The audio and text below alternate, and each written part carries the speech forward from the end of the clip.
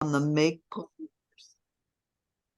I'll start over for the recording. With the first part of our meeting, we're going to hear from Rep. Steve Owens about the Polluters Pay campaign.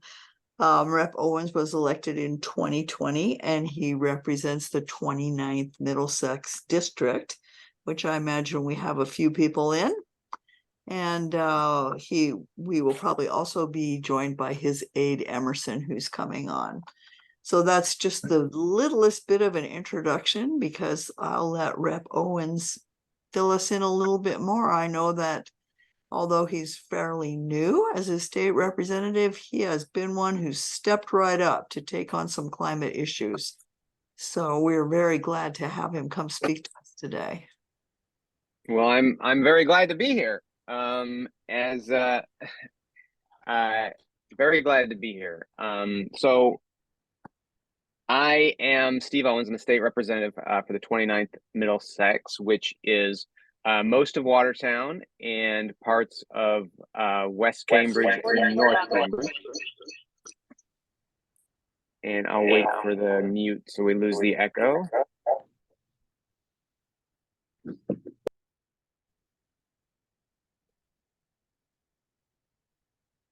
I don't know.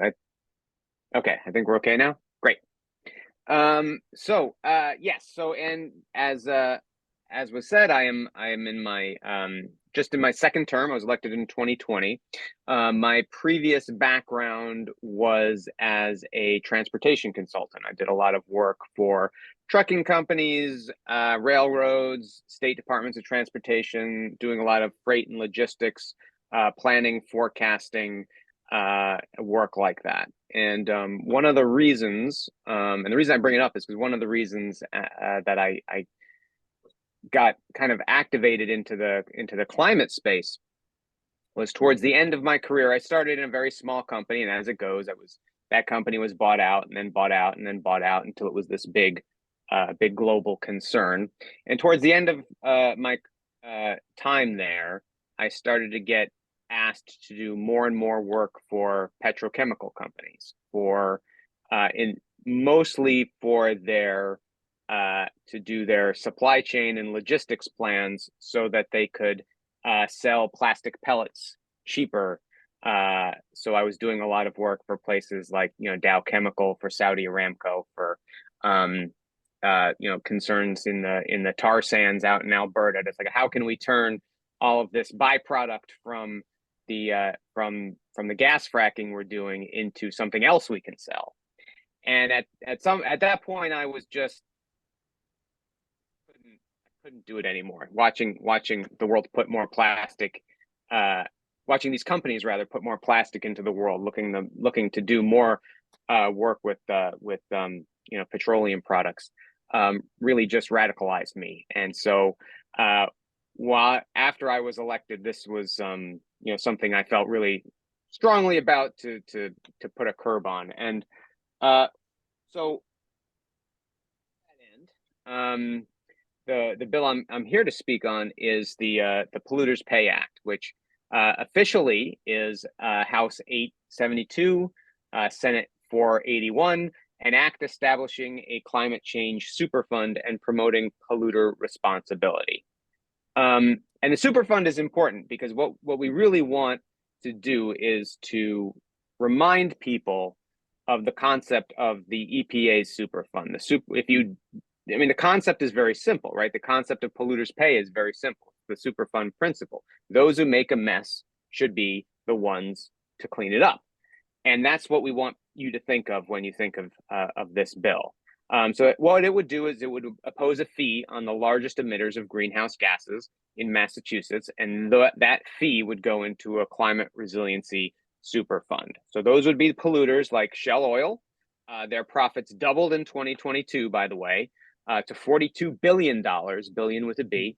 ExxonMobil reported a record $56 billion in profits. By the way, 56 billion is almost exactly the same number as the entire Massachusetts state budget that we just passed last week. That's the scale of their 1 year of profits.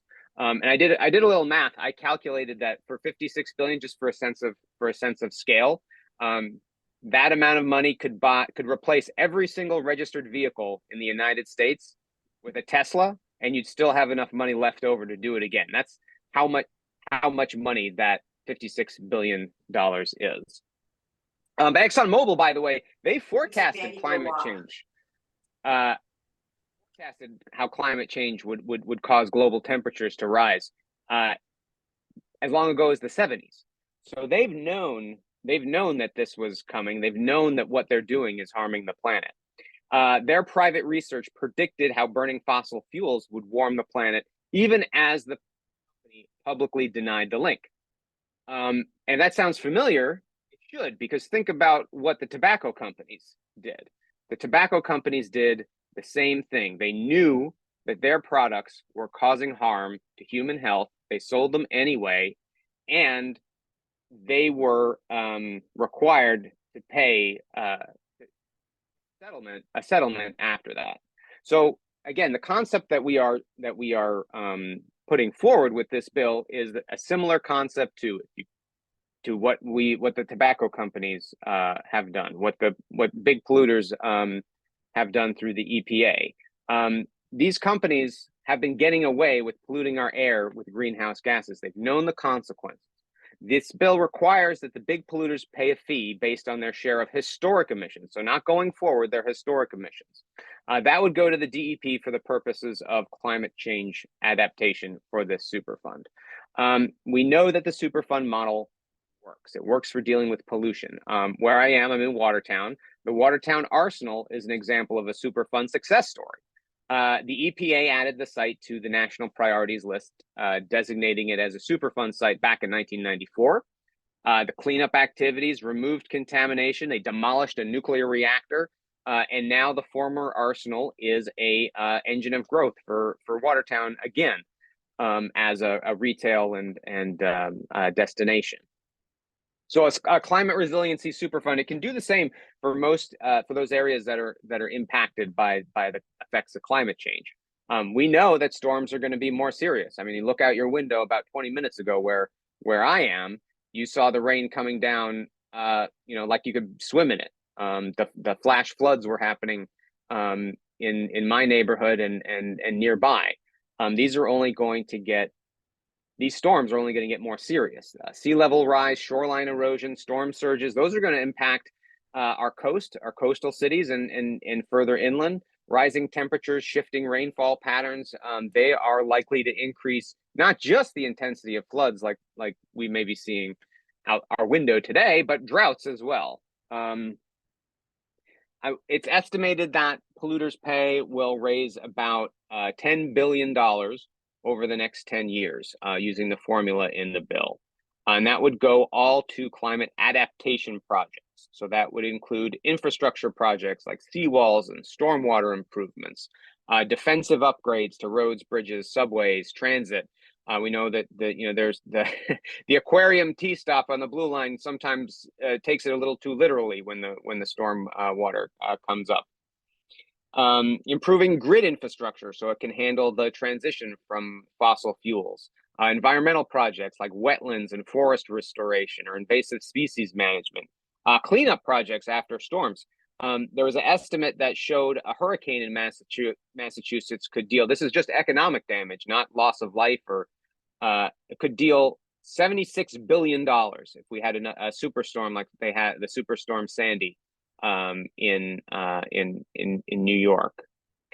And by the way, New York Times just reported today that oil and gas companies are projected to spend more than $500 billion identifying, extracting, and producing new oil and gas supplies this year alone.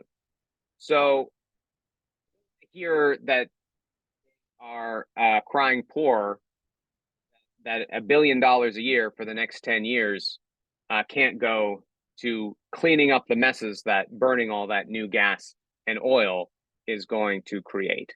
So this is really our chance to prepare Massachusetts for the inevitable. I mean, climate change is here.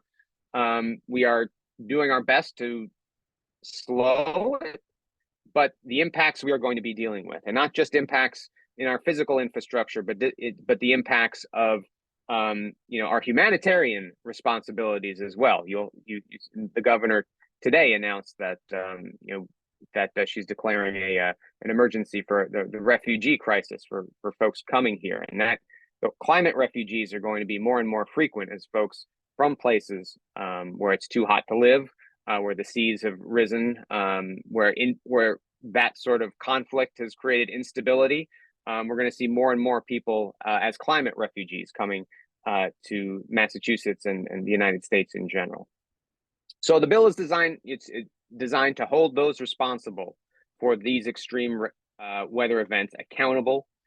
It'll allow cities and towns to prepare and more importantly, protect their residents against the rising temperatures and the impacts of climate change.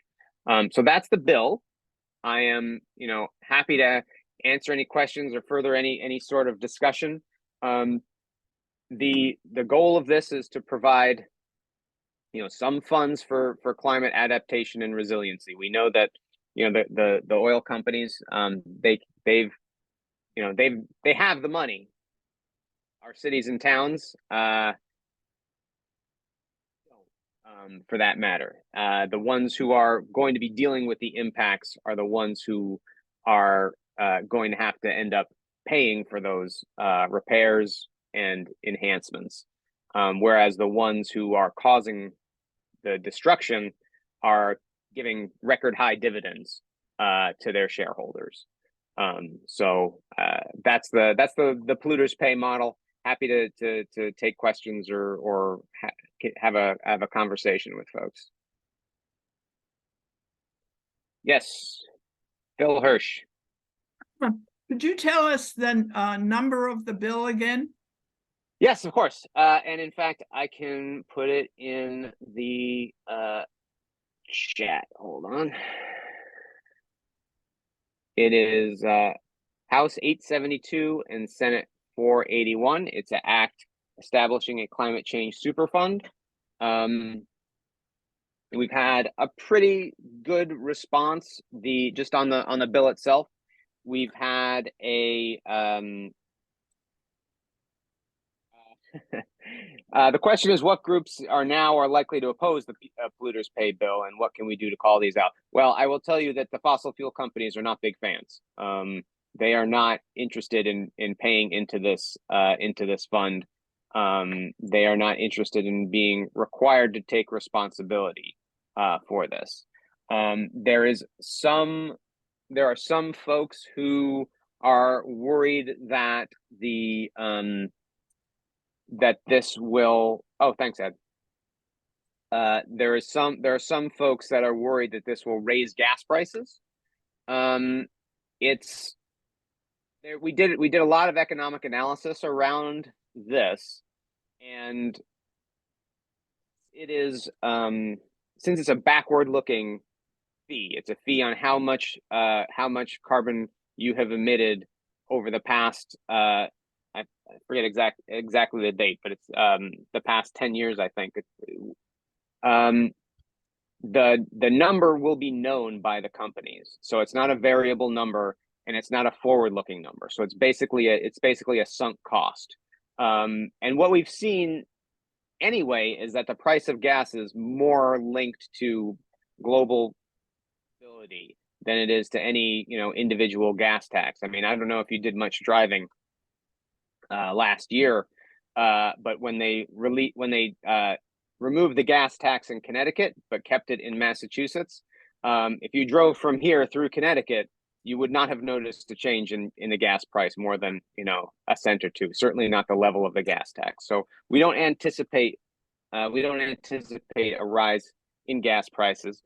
Sharon, yes, there are similar bills in several states. I think New York has one. Washington State has one. We are coordinating with a number of states with a national coalition to move this forward. There was some effort to pass a version at the federal level. Rep Clark, Senator Markey, they were working with the coalition. They're behind this effort in Massachusetts. The federal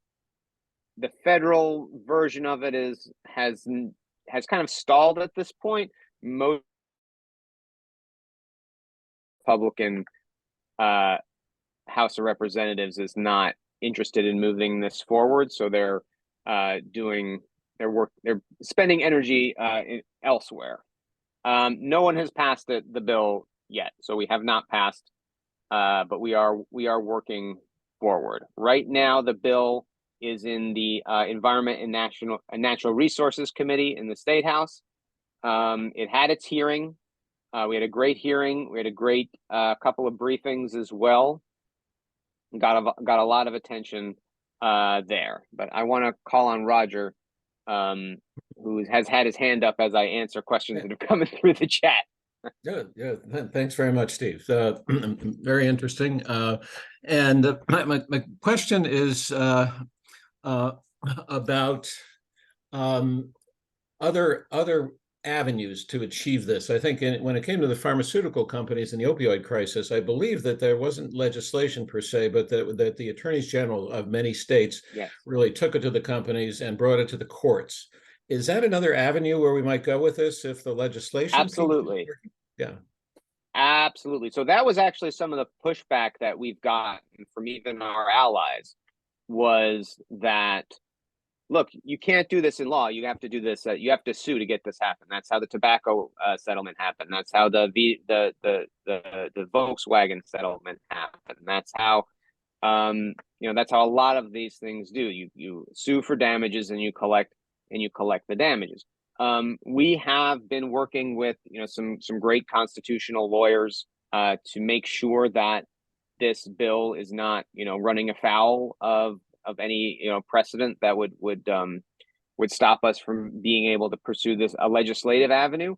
But all hands on deck, right? I mean, I feel like climate change is one of those things where we need to be looking at every possible angle, every possible way to mitigate not just our own carbon emissions, but to get some sort of relief from the impacts. So I welcome any sort of litigation as well as this bill, and if we can a virtuous circle help each other by keeping in the public's mind the idea that no, Shell, Exxon, these people knew, same way that the tobacco companies knew, same way that Volkswagen knew, they knew what they were doing was going to be harmful, and they have not paid a dime for the externalities. And it's really time that they do. Great. Thanks. In terms of direct action, I don't have an ask right now, but I will check in with the coalition members. My role is more to elevate the bill, but we have been doing, as I said, hearings. We have been doing awareness events, and we will be doing more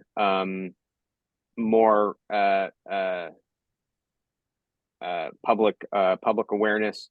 I think we'll so my Senate sponsor is Senator Jamie Eldridge.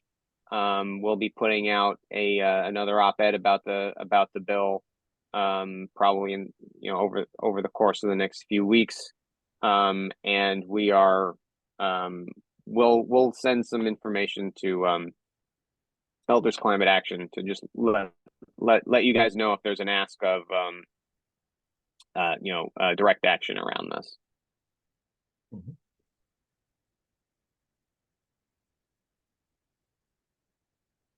Yeah, I mean, I think I really think that there is oh, go ahead, Ed.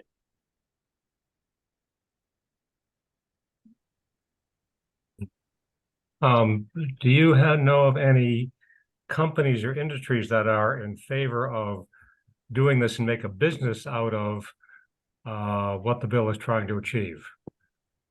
In other words, to make money out of I mean, I don't know.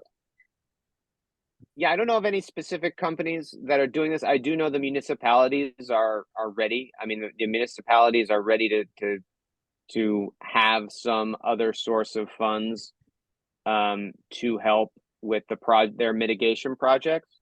So there's definitely, supporters, people who are willing to fight for this, not just, the usual suspects in terms of climate activists, but also people who are, who are being asked to foot the bill for all of what's happening in our climate. And I do want to bring up one other thing. So last month, all of the rain in Vermont that washed down through the Connecticut River and destroyed a lot of the farms in Western Massachusetts as well. Yeah. So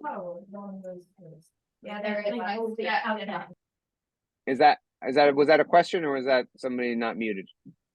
Not muted. Okay. So yeah, a lot of those farms were destroyed, and one of the things that I learned was the recovery efforts, the programs that are available for farmers when crops get destroyed in that way. Those are catered to large Midwestern concerns, right? When one of those large cornfields in Iowa loses 20 acres of land, it's not that big a deal. They can, they've got, another, 1,000 acres, and, it's not a disaster for them the same way that a farmer who only has 20 acres or 18 acres, in, Northampton or the towns around there, that's their whole crop for the entire year. Our programs were not designed for the scale of what we have in Massachusetts. So we've got to come up with whole other programs and whole other infrastructure to make sure that the damage locally is that there's an opportunity for folks to be at least partially made whole. In terms of labor and workforce development, this is going to mean jobs. So it's going to mean jobs, and it's going to mean, because if we can get out ahead of some of the damage that we know is going to happen, there are, bridges that we know that are structurally deficient. There are dams that we know that are, going to need to be raised. The sooner we can get funds or identify funds to make those changes, the better it is for particularly people in the trades, and people in engineering. So there's certainly opportunities for labor baked into this. And Roger, do you have another one? Yeah, I was curious about a couple of things. Well, one is I gather the bill is focused on just a few very large oil producers, and that some are being left out. And I'm just curious about how those were chosen, and if that's going to be a legal issue that you're leaving some folks out. So the calculation was done, and I have it. Let's see, where do I have the calculation was done based on every entity that is responsible for, I think, 100 billion tons. There's a number that we got that picked. 100 billion tons of carbon, I think, is the number, but I don't remember. And if you think about a ton of carbon is basically like 26 by 26 cube, by 26 by 26 by 26 cube. So picture 100 billion of those, right? That is a mind-bogglingly large amount of carbon. And we're open to changes in that definition if need be, but we had to pick a number somewhere. The one thing that the good thing about picking a number is that the companies that fall, what is it? Yeah, 1 billion. Sorry, not 1 billion. 1 billion. That's good enough. Thanks. 1 billion. I mean, still a lot. Right. Yes. So companies will fall below that threshold. The good news about that is that should help with mitigating a rise in gas prices, right? So if there are some companies that have to pay the fee and some that don't have to pay the fee, those that can charge less will do so, and that will mean that the companies that are impacted that have to pay the fee won't be able to fully pass on that cost to the customers. Right. So that's one way that we built in some protection against the fund being paid for out of the pockets of consumers and not out of the pockets of the shareholders. Okay. One last quick question. The focus is on adaptation, but certainly fixing the electric infrastructure is also partly adaptation, partly mitigation. Yep. Is there really a strict line between adaptation and mitigation issues for this funding that people want to maintain? No, I think that'll be up to the DEP to put together in regulations. I think that the electric grid upgrades are certainly something that we want to be included in mitigation, because we'll be able to, with one, telephone pole goes down. That's a problem, right? That's a problem. In a storm, right? So we need to upgrade the grid for mitigation purposes as well as for moving electrification purposes. Right. I don't know that we have in the bill any specific consequences other than they would be compelled to pay it under penalty of law. Okay, good.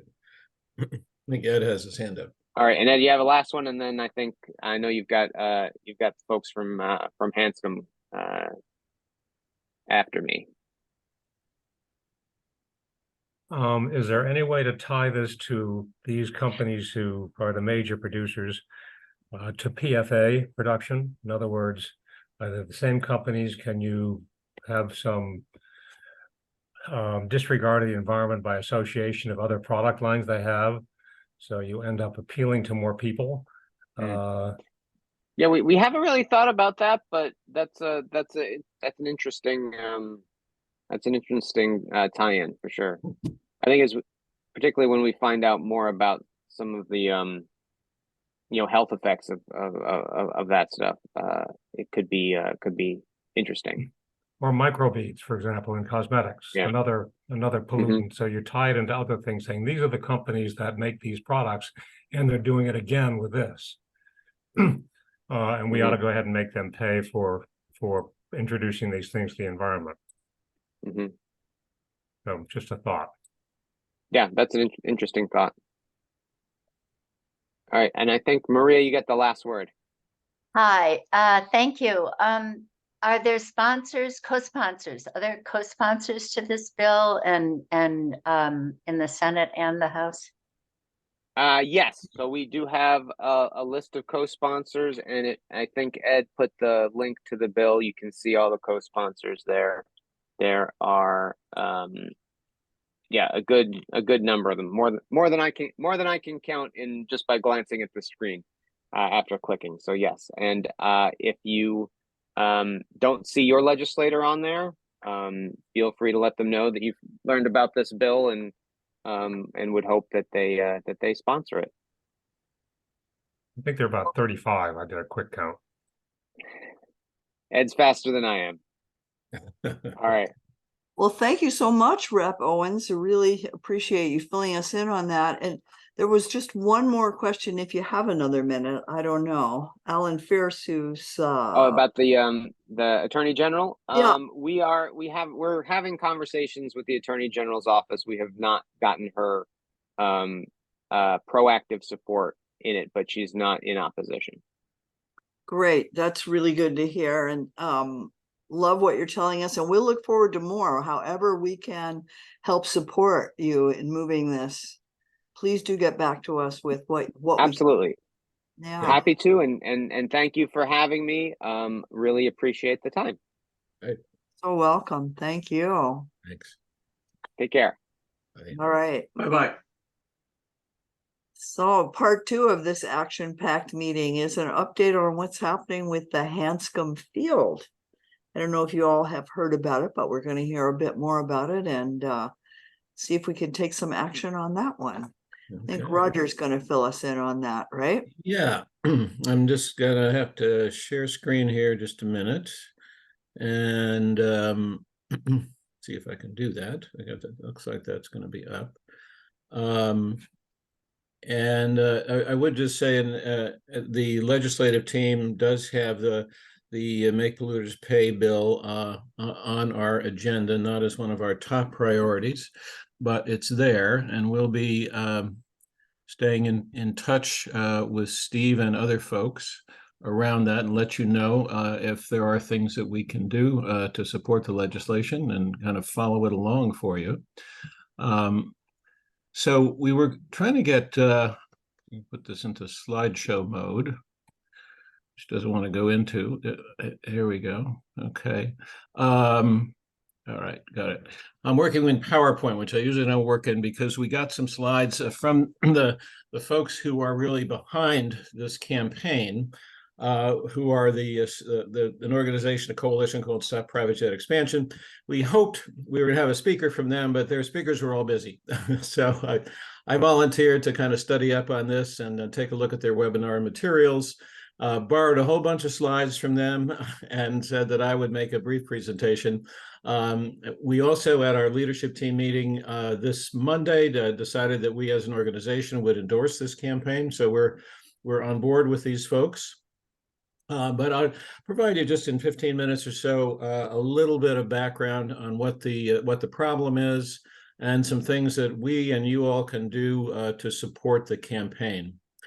So the whole thing revolves around this Massport proposal, which involves a plan to develop 27 new jet hangars at Hanscom Field, and that's about a fourfold expansion of the jet hangar count, and it could be up to 81 more private jets that could be stored there at Hanscom.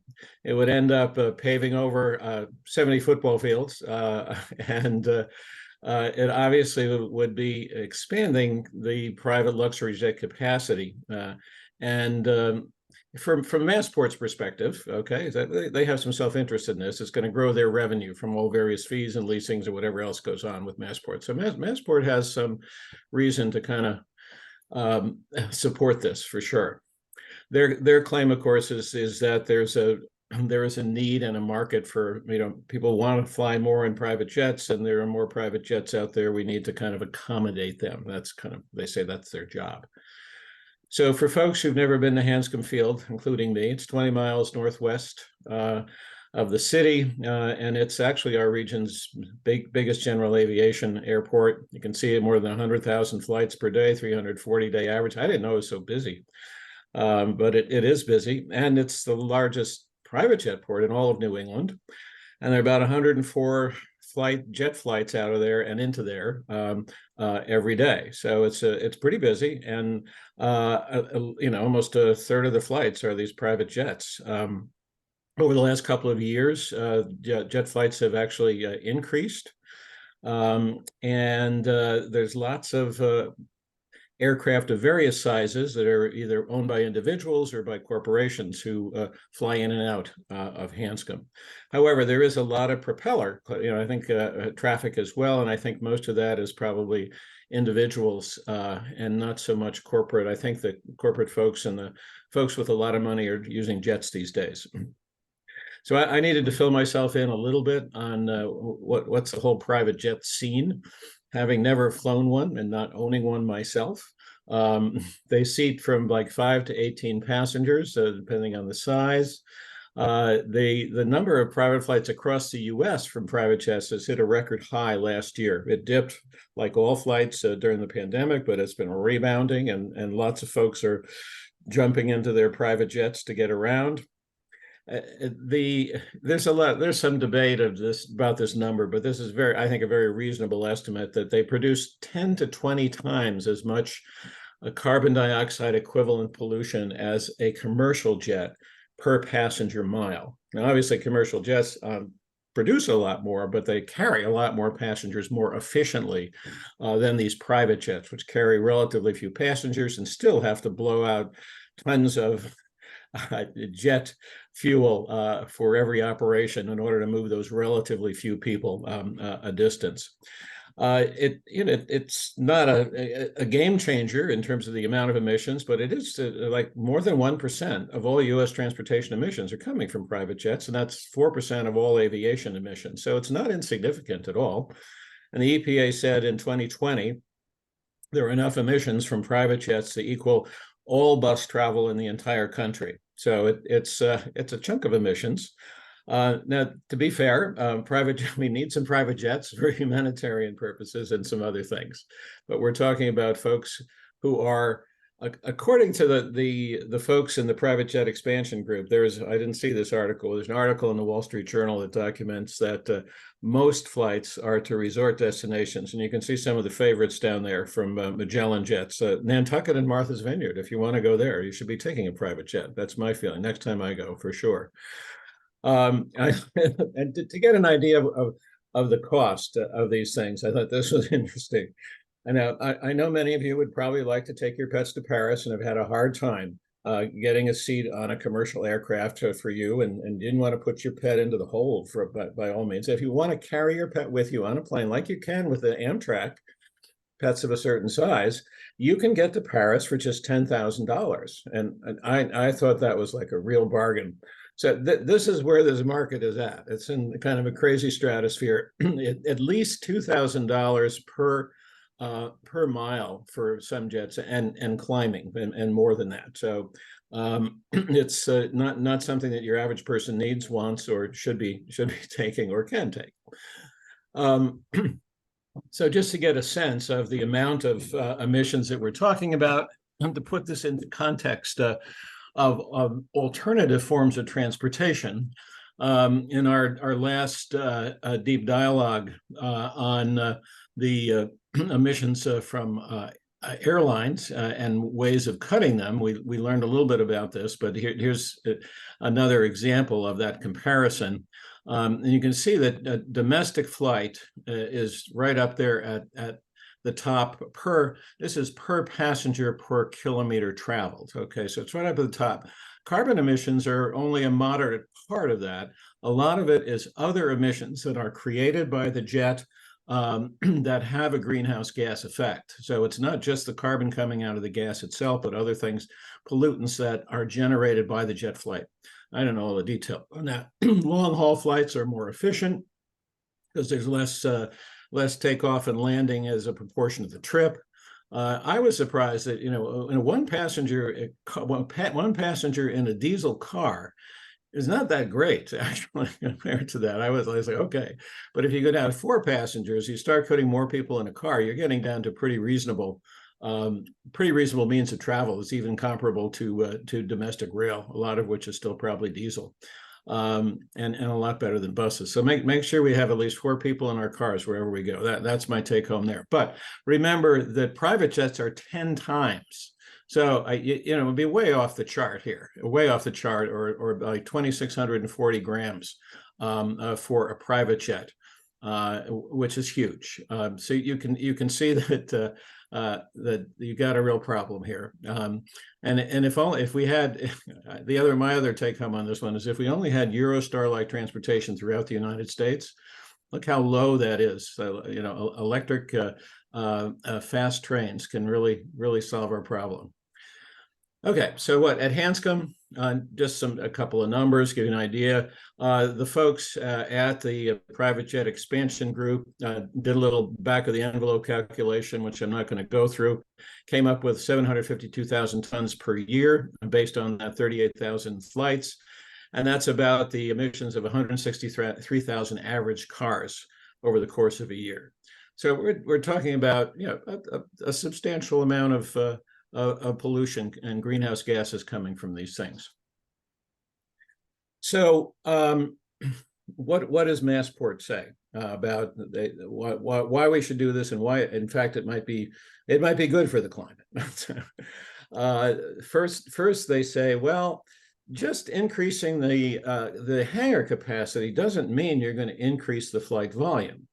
And that doesn't make a lot of sense to me how that happens, but they pointed to some data in the past where they increased the hangar number of hangars and the volume of traffic went down. Well, it turned out it wasn't the volume of jet traffic that went down. It was the volume of the propeller aircraft that went down, not the jets. They were probably going up.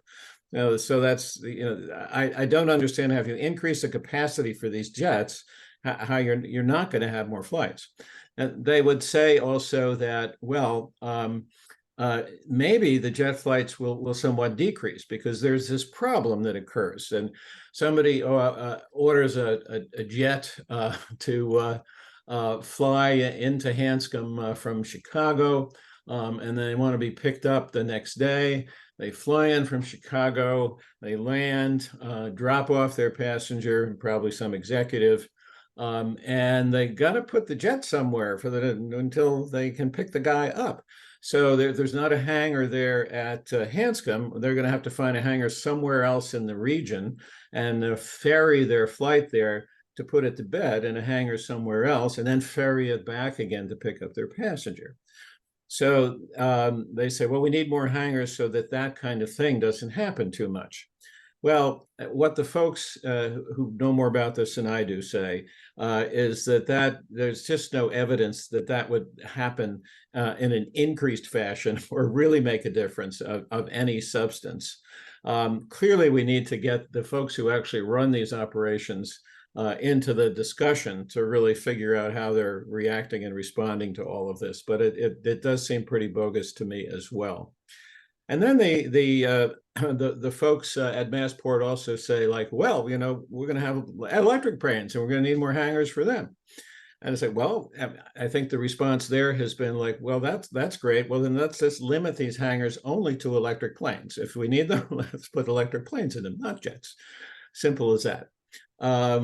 So the coalition feels very strongly that Massport has very little case to really argue for this, aside from the fact that there is pressure in the market, apparently, for companies to want to expand because there might be and could be increasing demand, which in my mind has to translate to increased flights and more pollution. I mean, that's the assumption that we're working under here, that to me makes a lot of sense. So what could be done about this in Massachusetts? This is an interesting story, is that it's really, you can see that the only person who really had only elected figure who has any control over this apparently appears to be the governor.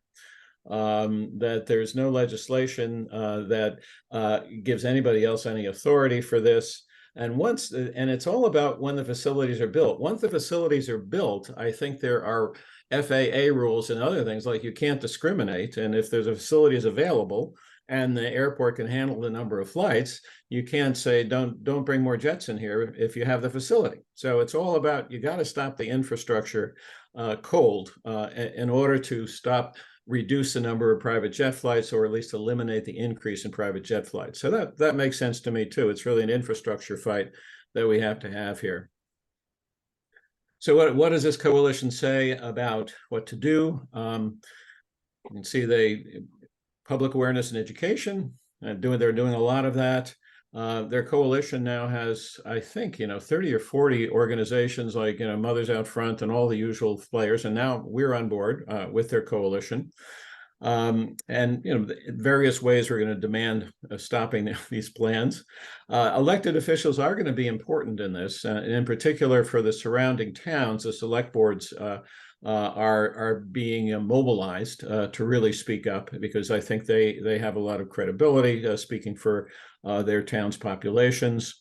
And then it's clearly this is an opportunity. I mean, if the Healy administration and our chief climate officer Hoffer really want to speak up for the climate, this is just another way that they can make a difference. So we can certainly appeal to their better climate angels in this and say, we got to do something about this. So specific actions, I'm going to put several links in the chat. One is there's a full list of recently available planned actions for the next month or so that came in an email, and I put a link into that. So if you want to read in detail of all the things that are going on and what you might be able to do, especially if you live near Hanscom, there's a petition that anybody can sign, and I'll put a link in there. They want people to put up lawn signs. They want people to do standouts, and they're interested not just in folks in the towns nearby. They really see this as a statewide campaign, that it's a statewide issue. It's about stopping private jet expansion anywhere and everywhere, and that we need to raise this issue throughout the state. So that's what I have learned and wanted to pass on to you all.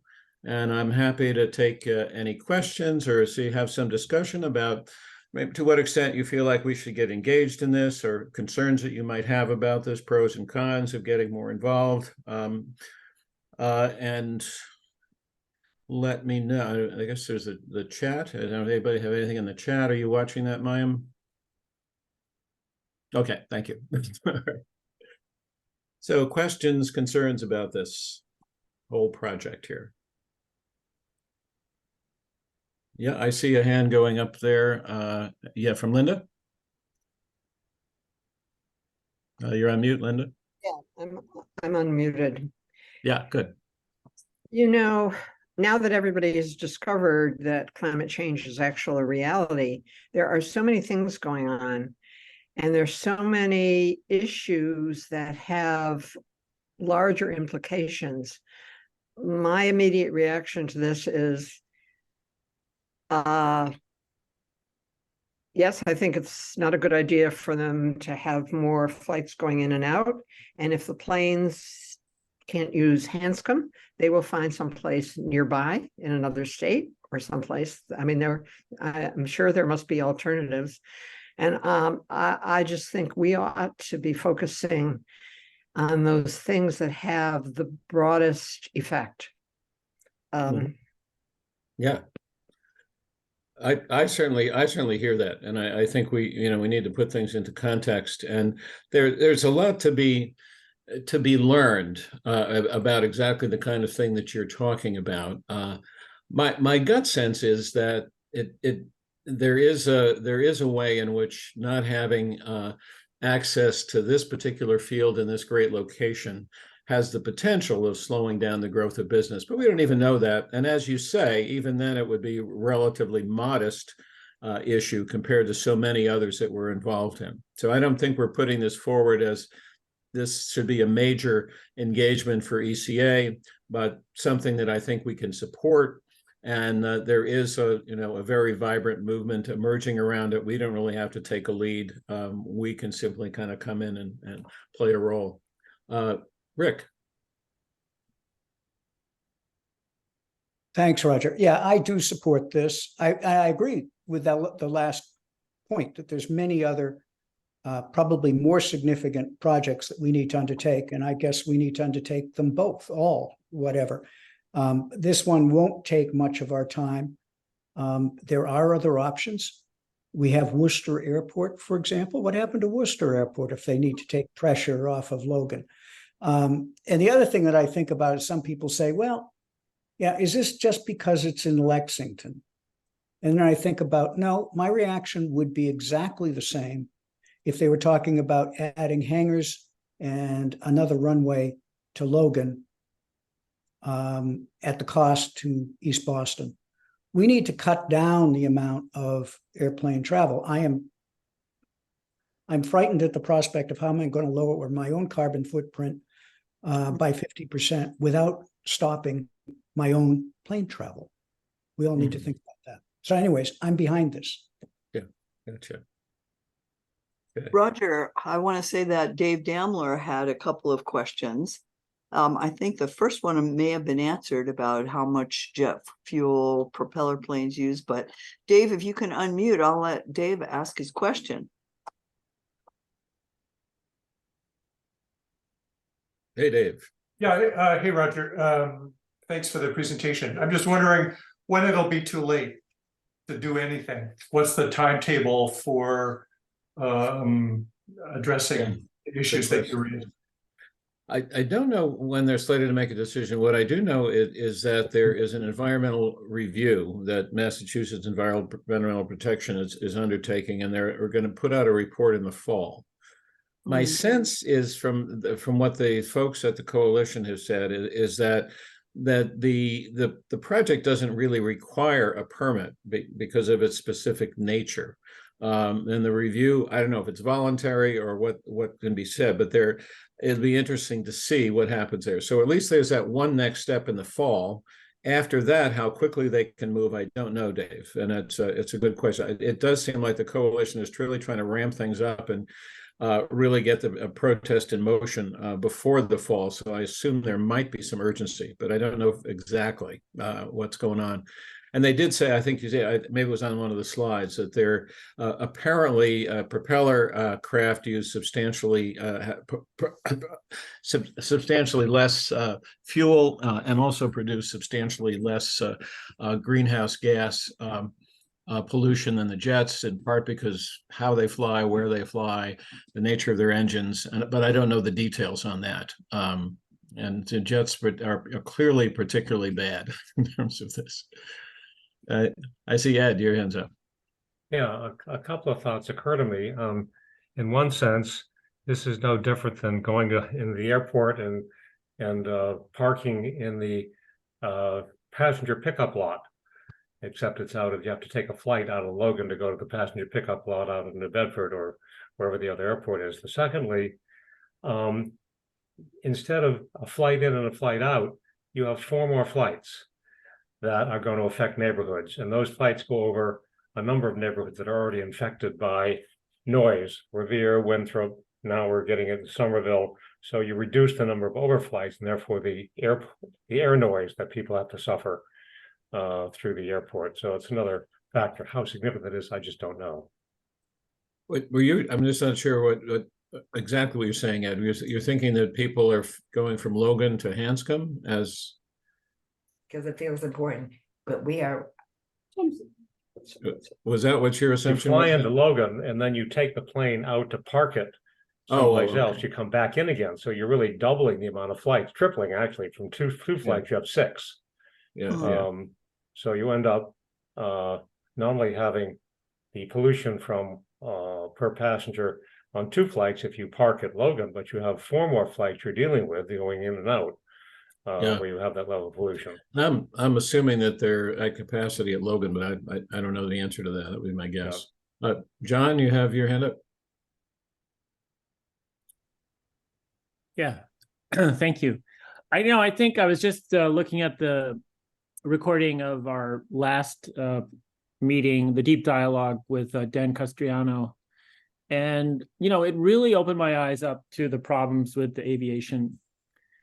And I can understand the argument that this is a relatively small issue, but after seeing his presentation, I would put all of my efforts to try to block this if possible.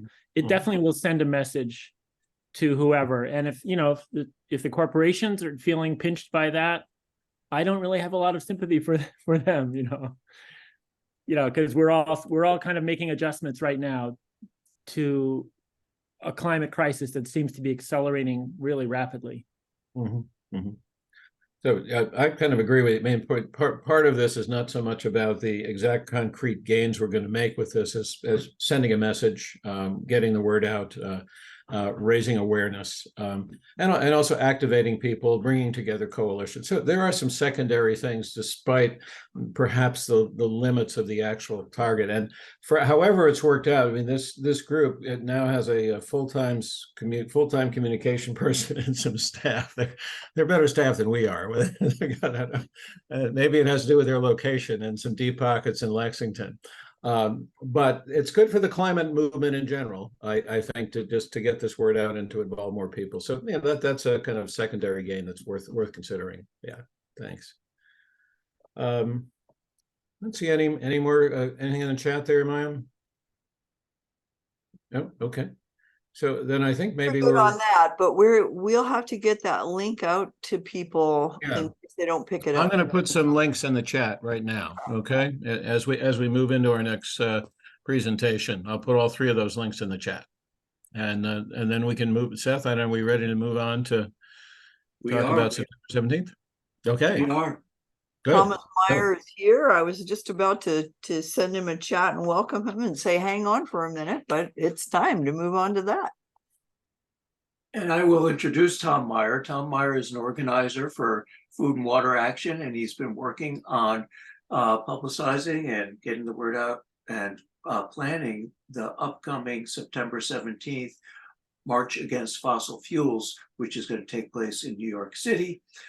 We at ECA National has endorsed this march, and ECA Massachusetts has as well. We are in the process of working with our coalition partners to plan bus transportation, to plan a elders hub, and to also make more calls for to get local New York residents who are already connected with Food and Water Action out and aware of the march. So we are very much behind what Tom and Food and Water Action have been planning, and we want to give Tom some time to tell us about the march, and I will chime in with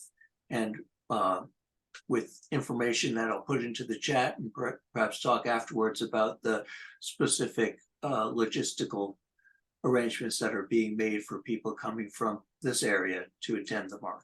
So Tom, thank you very much for joining us, and as you've been doing, if you have questions about the march, please put them into the chat, and I'm sure that there will be time afterwards for Tom to answer those. Thank you, Tom. Yeah, hey everyone. Thank you for the introduction, Seth. It's great to see such a big group here on a Tuesday afternoon. So my name is Thomas, and Food and Water Watch and Food and Water Action are part of this big coalition pulling together a march. I'll just give just a little background for folks who might not be as plugged in. The march is timed to, I've been describing it as basically a Venn diagram of circumstances. So on the one hand, we have President Biden, who has really talked a big game on climate, but has continued to approve and support to varying degrees fossil fuel projects, including recently the Mountain Valley Pipeline and the Willow oil drilling project in Alaska. And clearly there's a disconnect in the administration between kind of the big picture climate goals and fossil fuel extraction and infrastructure projects specifically. On the other hand, we have the kind of the UN and the international climate negotiations process, and a Secretary General at the UN who has been increasingly vocal about not just the need for climate action broadly, but specifically about moving away from fossil fuels. Antonio Gutierrez is the Secretary General at this time, and has really been pushing world leaders on the fossil fuel piece. And that, for those of us in the climate movement or in the fossil fuel resistance movement, might not seem that novel, but it hasn't happened before. It's kind of the furthest along we've gotten with somebody in that position of UN Secretary General. And it's certainly, an important step, as obviously the US is a leader, not always in the best way on the international scene, but also not acting alone, right? This will involve a good amount of cooperation with other countries. So we've got, both of those things. The Secretary General is convening this big climate ambition summit in New York City during the General Assembly, or coinciding with the General Assembly, around that third week of September. And so our march is timed to happen right before that climate ambition summit, and to really shine a spotlight on President Biden and his authority and decisions around fossil fuels specifically. So I've been saying we're sort of the overlapping slice of that Venn diagram of Biden's fossil fuels decisions and the UN Climate Ambition Summit that is actually saying and putting in writing that climate action at the international level requires phasing out fossil fuel extraction and rejecting fossil fuel infrastructure projects. So we're trying to put ourselves kind of right in the middle there and really shine a spotlight on Biden's authority and decision making, and just make the most of that Climate Ambition Summit and that week in New York City. So that's kind of the rationale.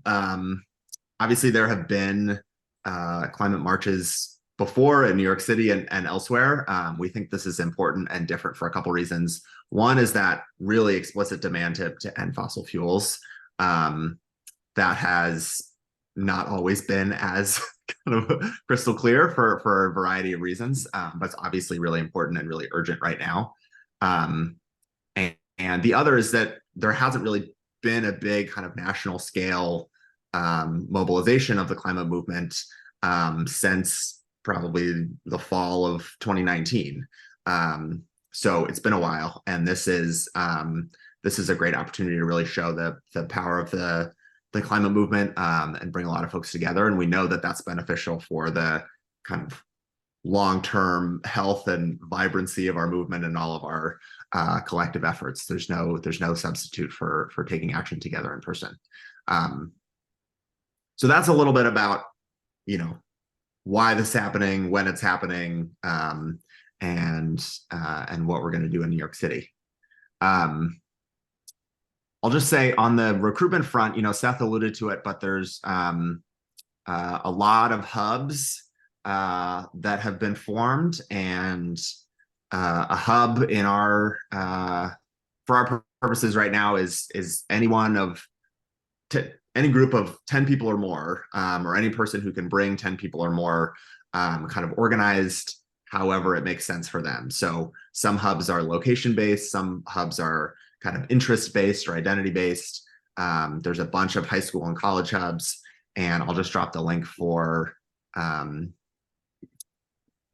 this page on our website, which has the list of all the hubs. There's a few I need to add to the website today, but we've got health professionals, faith, labor, also creatives, actors, comedians, artists, beyond plastics, feminists, science educators, families and mothers and caregivers, and then, like I said, a bunch of high school and college hubs, and a good number of location-based hubs as well.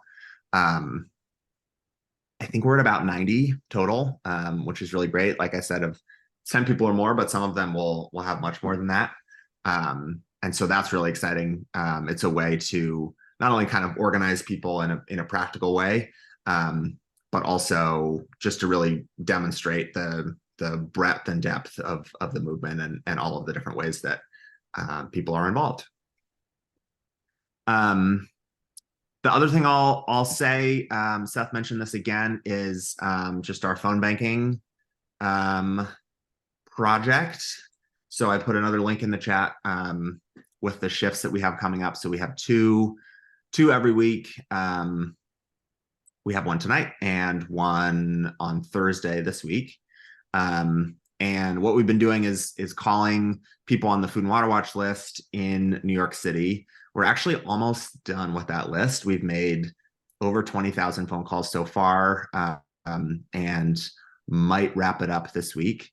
We're going to be moving on to call the list of other organizations. So Center for Biological Diversity and some other groups. I'm trying to get their lists of phone numbers, so we can call people who are, not necessarily super involved, but are at least, getting emails or concerned about the issue. And obviously those are people who would be great to ask to join the march, especially if they already live in New York City. So those calls are a really, really great way to kind of increase the impact of the march, by just getting as many people from New York City to join it as possible. We're getting between 60 and 75% of the people that we have conversations with to say either yes or maybe. And then the yeses are going up as we get closer to the March. So we started phone banking, over 2 months in advance. A lot of people were like, I don't know what I'm doing on September 17th, but maybe. But as we get closer, we're getting more people that have, will commit to coming or have heard about it some other way. I got a flyer, or, I got an email from another group. So as we get closer, those calls are a great way to kind of firm people up and just get more people on board. So I put that link in the chat and would encourage folks to join. If you've done any kind of phone banking for political campaign or another organization, it's pretty similar. It's a dial that's a dialer that's on your computer, but you talk into your phone. So it's there's a little bit of technology involved, but I have walked through many volunteers with, in their words, very poor technology skills through the process, and they can get started. So I'm confident anybody could jump in there if they're willing to give it a shot. I think those were the couple things I wanted to kind of explain, and just kind of pitches for getting involved. You all are obviously already pretty well involved and organized and making plans of your own. But that's a quick rundown, and can certainly take questions or have a little more discussion. Thank you very much, and thanks for all your hard work organizing this. I think there are many of us who here in Boston who would love to come. I think part of it will depend on some of the logistical issues of getting there. So after we take some questions, I'm going to focus more on those logistical issues.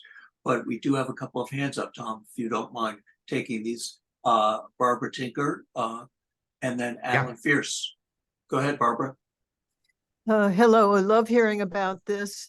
And at Applewood, the senior citizens are hoping to come outside and make a ring around our place and, support the march in any way we can. But I would like it very much if the center that's organizing the whole march could have a place and website where artists can submit ideas for posters, and politician types could submit key phrases that they think would do well on posters. I've seen a bunch of marches recently that were tremendously boring.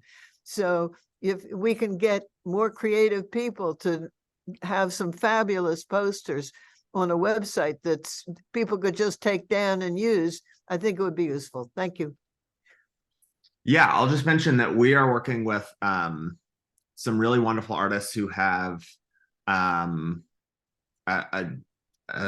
incredible amount of experience with different social movements and mobilizations like this, who are kind of bottom lining the art stuff. And they are brilliant, not only at producing art, but working with volunteers to do the same, and coming up with kind of the key messages and designs. So to the extent that a lot of that will be sort of produced in New York City, but they're always interested in getting that out into the hands of more people. So, as that gets kind of firmed up and developed, I think we can probably put that on the website. Thank you. Yeah, Alan. Alan Fierce. Thanks, Tom. I'll be there, and I'm happy that you guys are organizing this. I want to start out with that. But what I want to say is I'm a little disappointed with the focus on fossil fuels. We're all against fossil fuels, but the purpose of this climate ambition summit the UN is holding is a bit different. Secretary Guterres has made it very clear that he wants countries to step up to the plate with new, more ambitious climate pledges. And he specifically asked developed countries to try to reach their net zero commitments by 2040 rather than 2050. And he's doing that now because he's recognized that the climate has changed, that we can't stand by those emissions targets that we've had for the last 5 or 8 or 10 years. Massachusetts, we're stuck at 2050 for reaching our net zero target.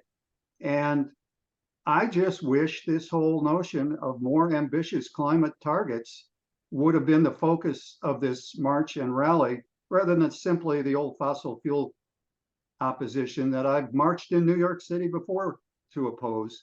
The secretary's message, I think, is getting lost here. So I'll just say, I mean, that's all accurate. The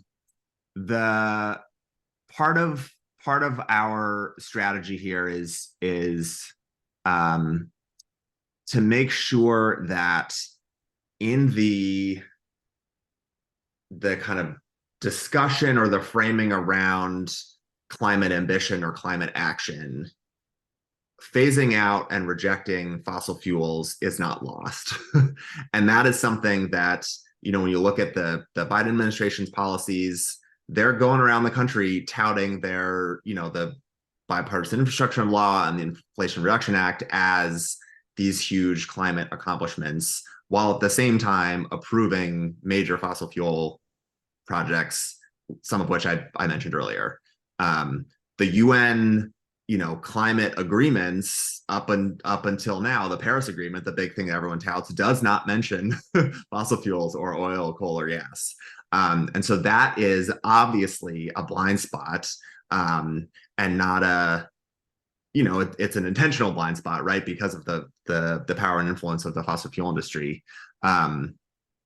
And so we think it's really critical to shine a light on the ability that Biden has as president to, you know, not blame Congress for, you know, what may or may not be possible, but actually use his authority to, you know, reject permits for fossil fuel infrastructure projects, to stop drilling on federal land. Some of the, you know, promises he made in the 2020 campaign. And so as much as you're correct about the overall ambition from the, you know, or intention of the summit, you know, our job is not only to sort of amplify the desires or the goals of the UN Secretary General, but actually to be strategic about what are the things that, if we don't shine a particular spotlight on them, might get lost in the discussion. And so that's the purpose of really focusing on fossil fuels. Another piece, some colleagues at other organizations are more in touch with the Secretary General's office, kind of through the, you know, the UN climate process. And what we're hearing from them is that they actually wanted to set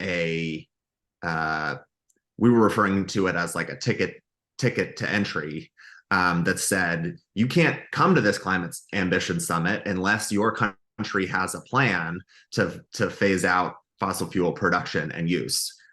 That's not happening, I think, probably for some UN political and kind of logistical reasons, but that's the bar that they'd hope to set. And so again, our purpose of really focusing on fossil fuels and our demands is to highlight that really key piece and Biden's role in it specifically, rather than trying to, you know, take on the whole, you know, kind of international climate politics, you know, mess, really, and perhaps getting, you know, our demands more watered down.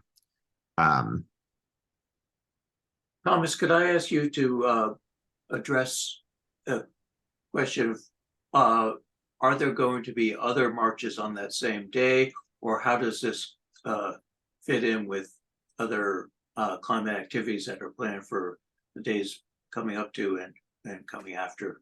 Yeah, good question. Short answer is the organizations and the organizers that are planning the march in New York City do not have the capacity or the resources to plan other events. We're not discouraging anybody from taking action in any other way. So there are folks outside of New York City that have asked about doing something in their community. Everyone is totally welcome to do that. You know, the demands, the messaging on the website, all of that can be used and repurposed in a, you know, different local context, you know, for however folks want to want to take action. We just don't want to, you know, overpromise about what our ability is to, you know, help support with organizing or recruitment or publicity for those things. But certainly if other things are taking place and folks want to share, you know, photos or stuff on social media or press coverage or whatever, we'll do our best, like during that week, that next week of the summit, to kind of show the full breadth of actions taking place. So anyway, we're not able to organize it, but would welcome anyone, you know, if you're not able to come to New York City, or if it doesn't make sense, to do something in your own community. Great, thank you. I do want to make sure that we get all the information out that we have now. I've been putting some links into the chat. If people hadn't noticed, you might take a look at the chat now. Probably the biggest logistical concern of people up here in Massachusetts is, how do I get there? And so we've been coordinating with other climate groups, and we are going to be encouraging people to take one of the buses that have been chartered for this purpose.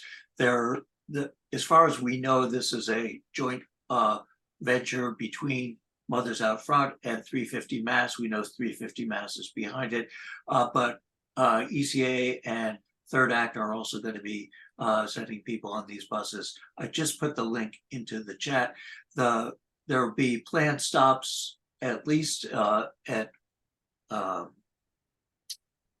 in downtown Boston, Park Street, Route 128, and possibly north and south. But there's also an opportunity to have buses leaving from specific towns such as Brookline or Newton, if there's enough people that express interest in that. So there's an opportunity on this forum to put in the town that you are hoping to leave from that would be most convenient for you. And the cost of tickets is variable. There are some subsidized seats, and I think they're asking from anywhere from $35 to $70, depending on your ability to pay. If you wish to be involved in subsidizing others, you can pay more.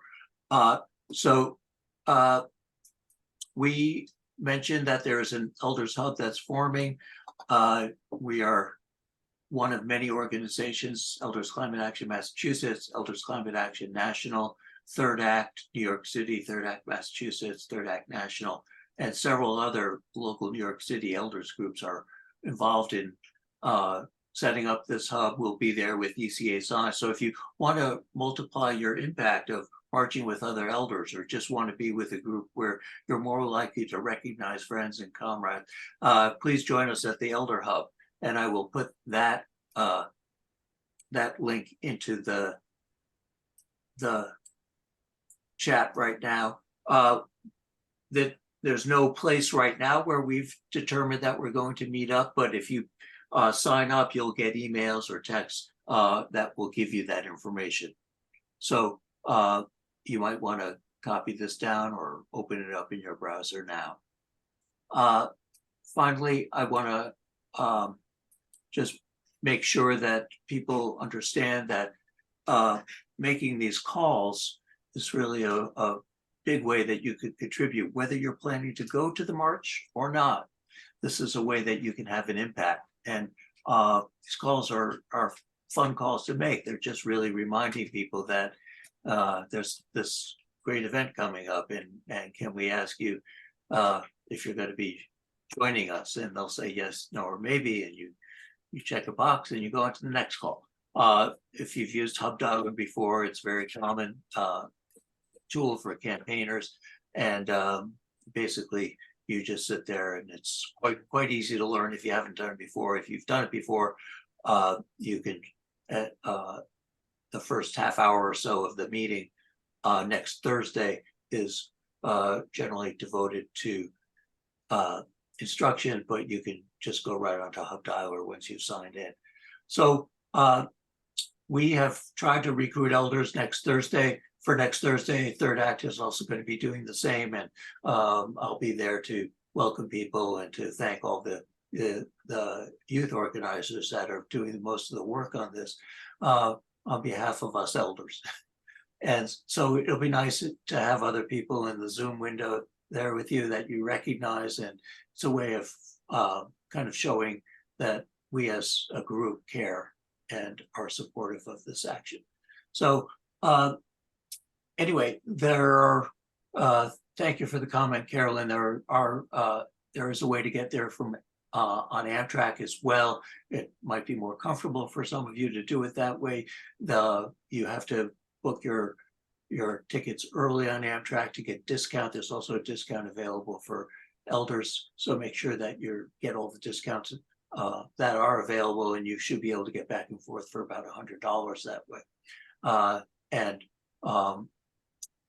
That would also be a way to get there. If you are going by Amtrak, just make sure that you, if you want to connect with the Elders Climate Action or the Elders Hub, make sure that you get on that list for that information. There's time for a couple more questions for Thomas or myself, if anybody has any. Otherwise, we will, I'll turn it back to Maya for any other announcements that we want to give to close the meeting. Yeah, we do have a few other announcements, but I want to make sure everybody's had time to get those links and knows how to sign up for this. And I'm sure we'll be following up with more information over the next couple of weeks as things come together. Did you all take a look at the newsletter that just came out? I think it arrived in your inboxes yesterday. There's quite a bit more on the march there, and those links are there. And some other events too. I want to tell you about one coming up. The last few years we've had these forest expeditions, which have been terrific. And we have a lot of allies who are concerned about what's happening with mass forests. There's questionable logging practices and destroying the cranberry bog areas to dig up sand and all kinds of things threatening our forests. And we love working with the people in Save Mass Forests and Restore. And we've had these wonderful walks with them that they did just for us. And we may have one of those coming up in the fall, but at this time they have organized one they are inviting us to on Saturday, August 19th. And I'm going to forward that invitation to everybody who's on our active list. So if you're not on our active list and you want to get that kind of thing, put your email in the chat and I'll make sure it gets to you, okay? But that'll be Saturday, August 19th. It's out in Western Mass in the Montague Plains Wildlife Management Area. They're specifically going to go see the Pine Barrens Restoration Project there. But what I want you to know is 2 of the top experts in our area on forest issues will be leading that walk. And I have been with them when they've done them before, and I've learned so much. So if you can get out there to Western Mass, that's going to be a very good time to go on a beautiful day's walk in the forest with some people who can really open my eyes to how to look at the forest and see what's going on. So just want to bring that opportunity to you for that. Maya, could I just interrupt for 1 second and just publicly thank Thomas Meyer for making that presentation, for all the great organizing work that you and Food and Water Action have been doing. And thank you for joining our meeting. Really appreciate it. Yeah, thank you all. Thank you for your great work. Yeah. Hope to see some of you in New York City. You will. All righty. Thank you. Bye-bye. I think that's about it for announcements. Oh, well, we have our deep dialogue coming up and also the expert series before that on 8/15. Maybe does Arnie want to say something about the expert series? And then Seth, you can introduce the deep dialogue on the 28th. Yeah, sure, Maya. Thank you. And I hope you all can hear me. I'm talking to you from a off-grid cottage up in Quebec, which is in and out. Anyway, we are hosting a in-depth discussion a week from today on residential heat pump retrofits with State Senator Will Brownsberger. He will share his latest findings from his intensive investigation into the real world needs and challenges for implementing heat pumps at a sufficient scale to meet the Commonwealth's carbon reduction goals. He did a deep energy retrofit of his own home, and last year did a full conversion of its heating system to electric heat pumps. The presentation and discussion is next Tuesday at 1 o'clock and will be 90 minutes long. Just to let you know, this will be an in-depth meeting from both a technical and policy perspective. It's not going to be an introduction to heat pumps, so if you're not familiar with what heat pumps are, this is probably not a good discussion for you to be in, because it'll be assumed that you already have that background. But if you have that background and you have a real interest in decarbonizing buildings in the Commonwealth, then I would welcome your attendance. So registration is required for this presentation. Again, it's 1 o'clock next Tuesday, and I'll put the link to register in the chat. So thank you, Maya.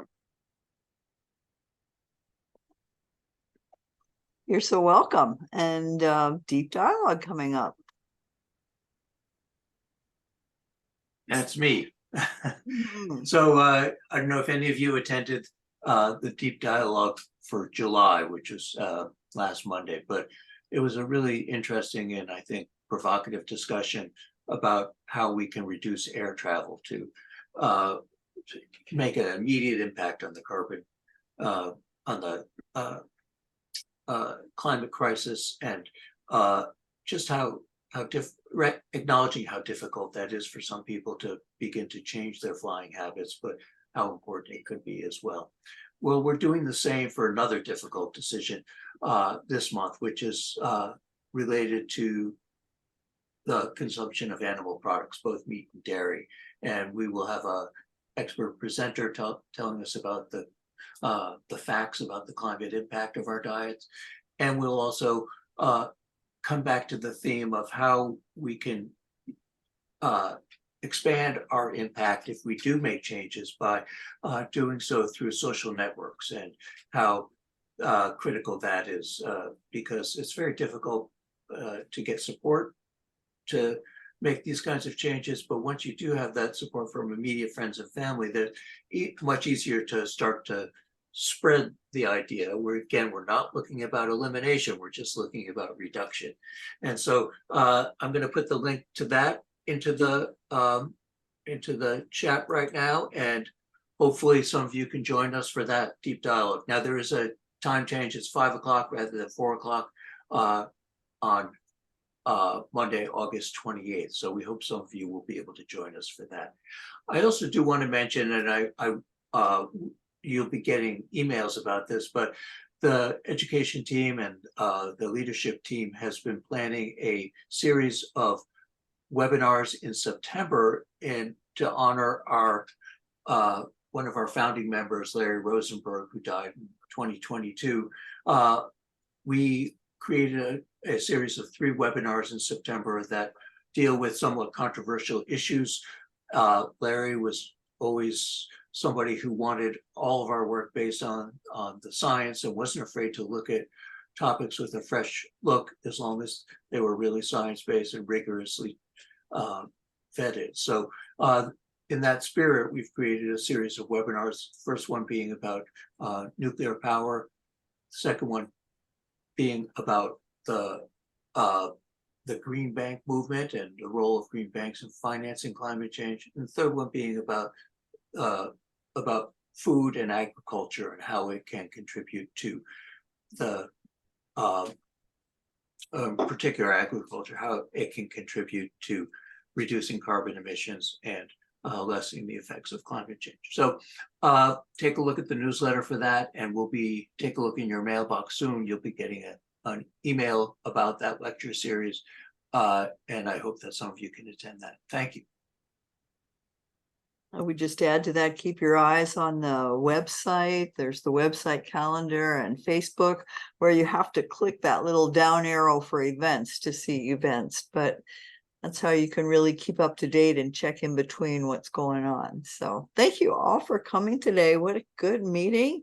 Thank you to Seth and Roger for helping organize, and the our wonderful presenters who were persuaded to join us. Thanks to them.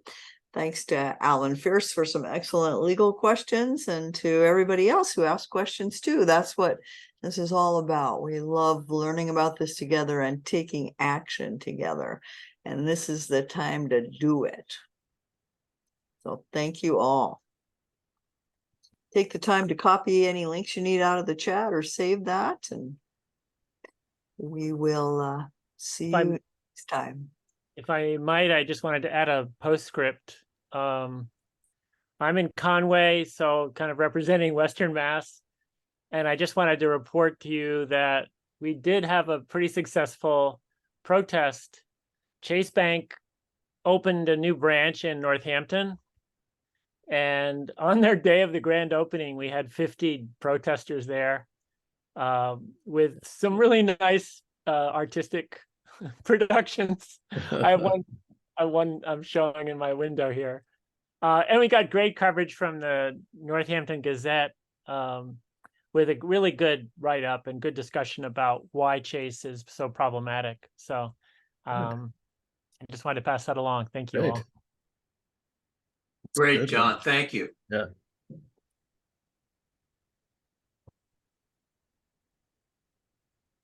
All right, folks. It's great seeing you all. Hope to see you again soon. John there wants to connect with some people from Western Mass, so get back to him if you're one of those, and get out there on Saturday for that forest walk out there.